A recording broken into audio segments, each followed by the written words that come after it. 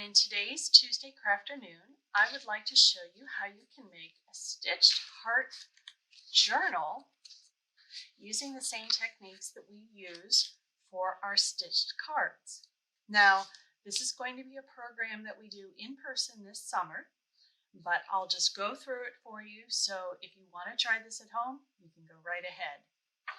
So first, what you're going to need is your cardstock, and as always, I'm doing an 8.5 by 11 piece cut in half, and then each of those halves folded.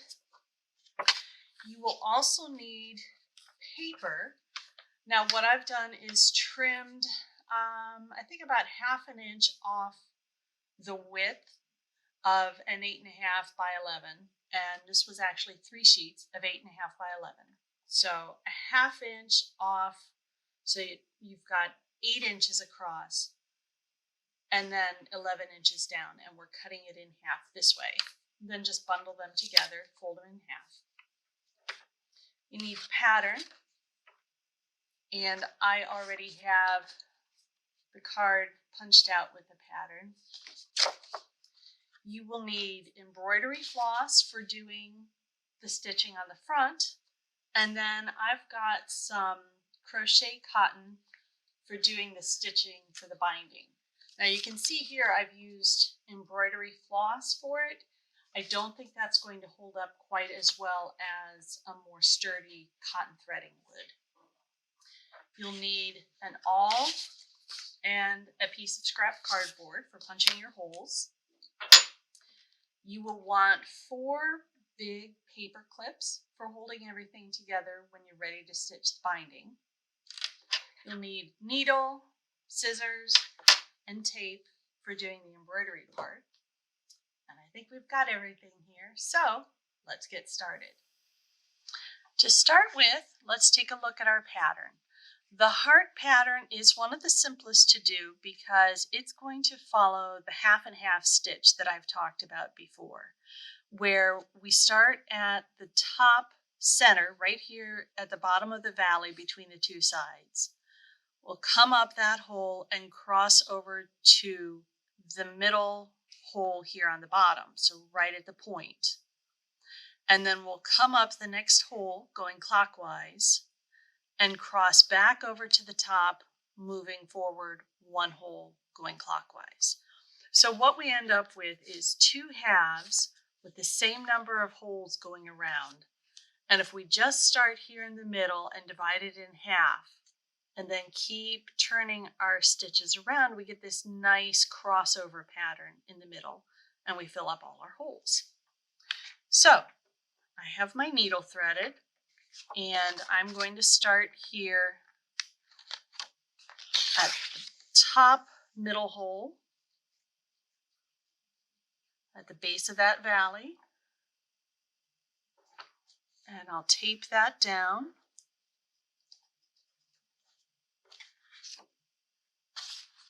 And then, like I said, I'm going from that top middle hole to the bottom middle hole right here at the point. And pull that through. And then I'm going to come up the next hole.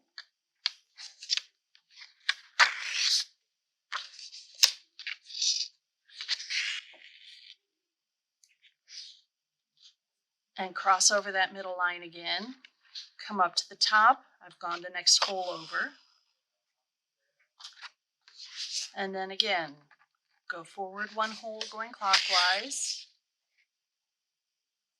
cross over the middle, over to here.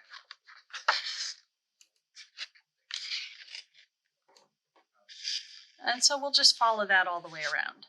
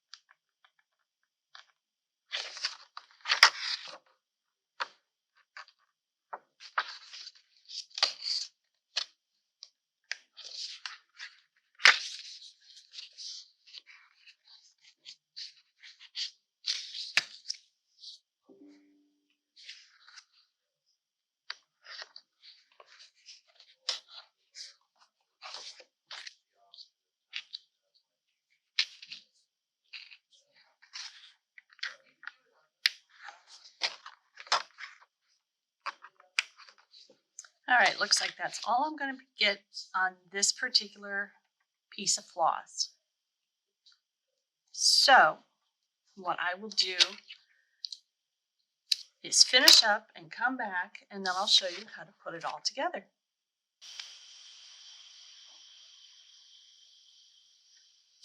Now that I've finished stitching the cover, what I'm going to do is put it all together so I can do the binding stitching. So all of these sheets of paper that I had folded, I'm going to open up and tuck here into the cover. Now you can see they don't go all the way out to the sides, but they do line up with top and bottom. And I want to make sure those folds are snug into each other. Then I can go ahead and take these big paper clips just to hold everything in place.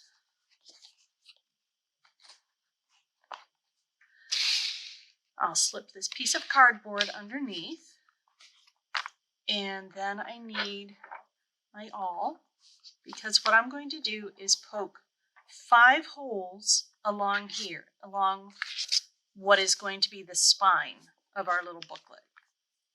So we want the first one right in the center. And if you want, you can use a ruler to make sure you've got everything evenly spaced. On a booklet this small, I usually just kind of eyeball it. So do what works for you. My next 2 holes I want to take out not all the way to the edge. I would say probably about 1/2 inch in from the ends. So I've got one there, and I've got one there. And then my last 2 I want to be about halfway in between here. So again, I'm just going to eyeball it.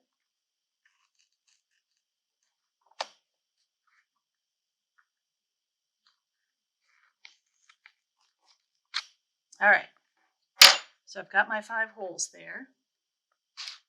Now I already have my needle threaded with the crochet cotton, and the length of your thread should be a little more than 3 times this length here, because we're going to be covering this distance twice, and then you want to have enough to be able to do a knot. So if you want your knot on the inside, you want to start here. If you want your knot on the outside, start on the outside, because what we're going to do is go down through that middle hole and leave yourself enough of a tail that you can just hold on to it. We're not doing the knot yet. The knot happens at the very end. If this is long enough, you can kind of tuck it underneath your paper clip, but you'll probably still need to hang on to it.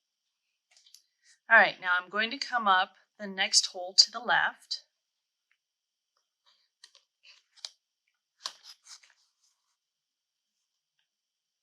And then I'm going to go down the end hole on the left. Then I'll come back up this hole here.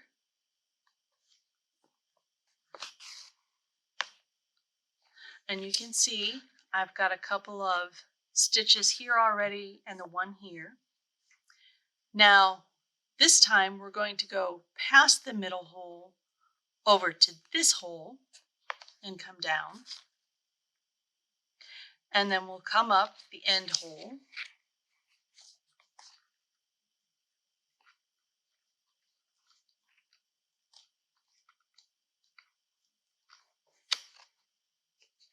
There we go.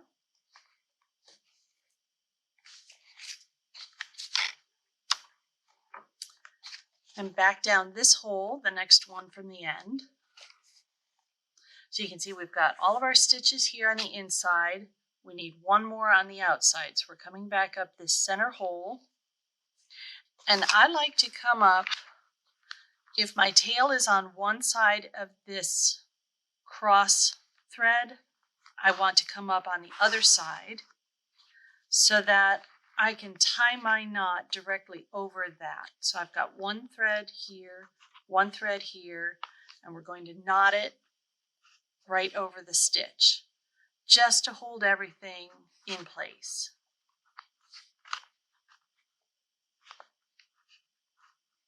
You can do a square knot, you could do triple knot. Sometimes I do triple just to hold it a little bit better. You just want to secure this in place and then trim your ends kind of close to your knot. Remove your clips, and you have a nice little stitched booklet with lots of pages. If you want, you can cut out a piece of cardstock or paper to cover the back of your stitching. You don't have to if you like it there.